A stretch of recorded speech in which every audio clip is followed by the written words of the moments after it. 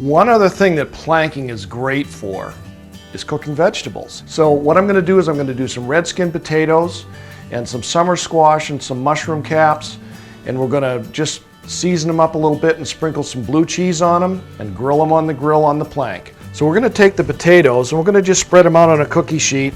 We're just going to pre-bake them a little bit. The other vegetables, we don't need to pre-bake them. They'll come out just great on the plank by themselves. But the potatoes, we're going to just spread them out.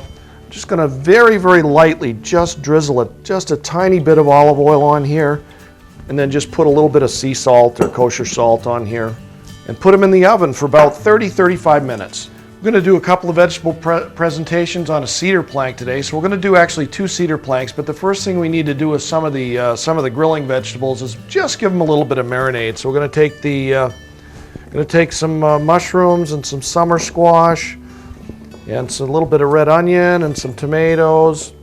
Just going to put them in a little dish. And we're just going to add a little bit of balsamic vinegar in here and a little bit of olive oil.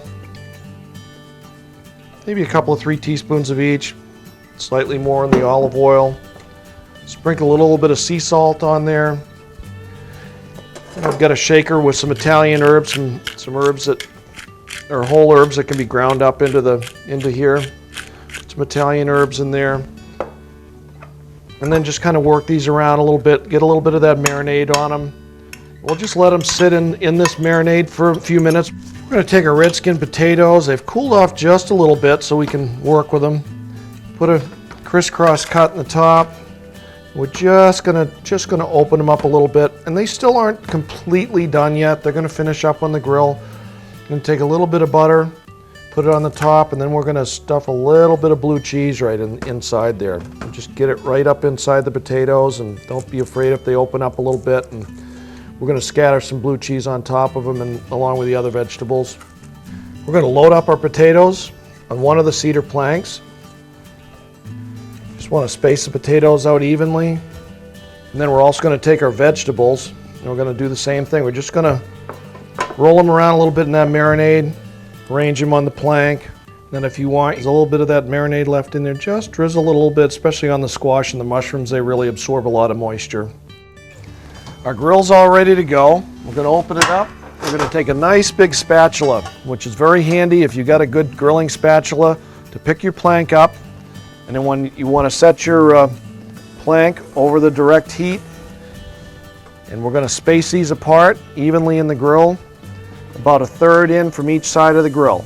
And then we're going to close the grill and we're going to leave them alone for a good 15 minutes.